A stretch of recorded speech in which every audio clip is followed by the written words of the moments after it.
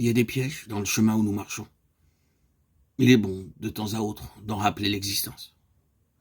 La parole de Dieu nous a conservé le souvenir de plus d'un homme de bien qui s'est laissé prendre, ou n'a échappé que de justesse. L'adversaire voue à l'œuvre de Dieu une haine implacable. Ne l'oublions pas. Pour la compromettre, pour la paralyser, pour la détruire même, il ne reculera devant rien. Si les moyens directs se révèlent inefficaces, il n'hésitera pas à prendre des voies détournées et à nous circonvenir pour toutes sortes de ruses et de fallacieux arguments. De là, ces exhortations à la vigilance dont l'Écriture est pleine. Vous tous qui servez le Seigneur, prenez garde. Il est vrai que certaines leçons, ce sont en général celles qui ont le plus d'importance pour notre témoignage, ne peuvent s'apprendre qu'à l'école douloureuse de l'expérience personnelle.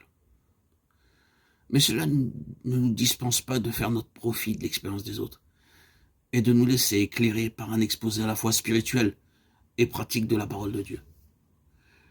S'il nous était possible d'ouvrir les yeux aux facteurs spirituels qui sont à l'origine des événements, nous serions étonnés de constater à quel point l'histoire se répète malgré les formes changeantes dont nous la voyons revêtue.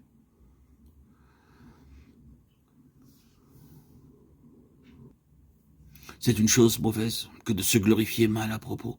Le roi Ézéchias tomba dans ce piège. Il avait été malade, bien malade.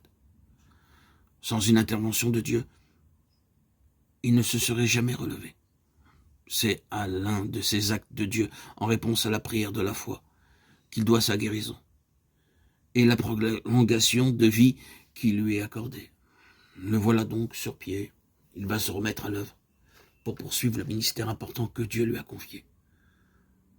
Encore sous le coup de son expérience magnifique, il s'abandonne à une joie immodérée, sans se douter que l'ennemi le guette et va l'entraîner bientôt en parole et en acte au-delà des limites de la discrétion. C'est là un complot savamment conçu qui se présente à Ézéchias sous les dehors d'un témoignage de sympathie. De très loin, un monarque étranger lui envoie une délégation, soit qu'il ait appris sa maladie, soit que le bruit de sa guérison soit parvenu jusqu'à lui. Ces hommes apportent à Ézéchias, de la part du roi de Babylone, de cordiales salutations avec un gage tangible des bons vœux de leur maître, ou de ses félicitations.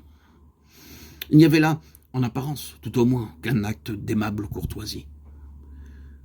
Mais il ne faut pas oublier, et c'est justement là qu'Ézéchias a manqué, que ces relations d'amitié entre Israël et les nations d'alentour ont toujours soulevé de sérieuses objections de la part de Dieu en raison de l'élément de perfidie qui peut toujours se cacher derrière ces royales congratulations. Le cœur des rois n'est pas moins tortueux que celui des simples mortels. Le jour où la raison d'État entre en jeu, l'intérêt fait bon marché de l'amitié à ceux qui sont laissés amadouer en sont pour leurs frais. Il y avait d'autres facteurs dans cette situation. Mais l'essentiel pour nous est de constater qu'Ézéchias s'est laissé prendre à des arguments sentimentaux et n'a pas craint de mettre à découvert les trésors les plus sacrés du patrimoine de son peuple. Les hommes auxquels il offre ce spectacle incapables d'en apprécier la vraie valeur ne pouvaient jeter sur ces choses qu'un regard charnel. La cupidité ne devait pas tarder à s'en mêler, et ainsi les choses saintes n'auront servi dans le cas particulier qu'à stimuler les activités de la chair.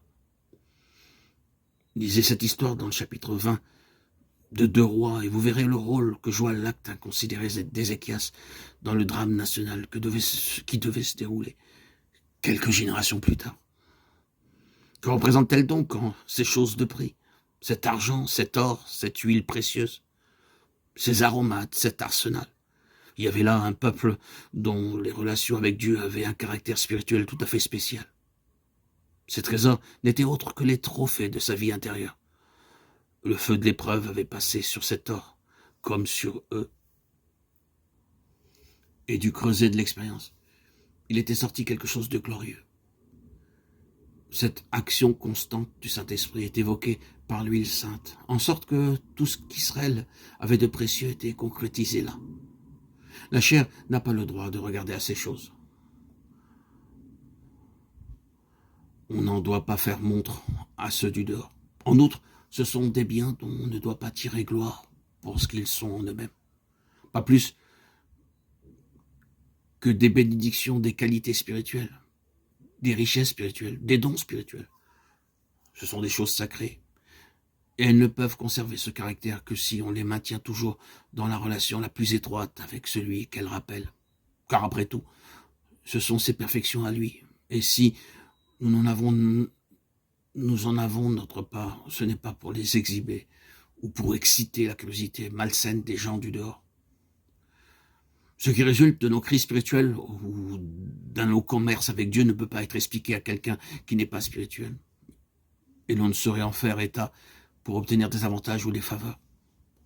Ce ne sont pas des instruments de publicité dont on peut tirer parti pour faire impression sur son entourage.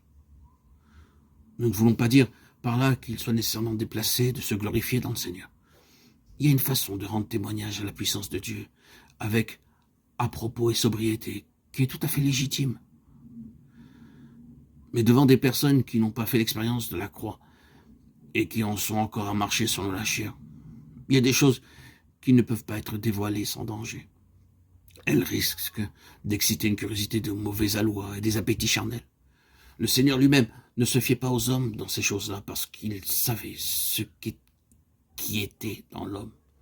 Il arrivait plus d'une fois que des renseignements d'un caractère spirituel parvenus à des personnes charnelles ont été exploités par l'ennemi pour réduire à néant le vrai témoignage de Jésus.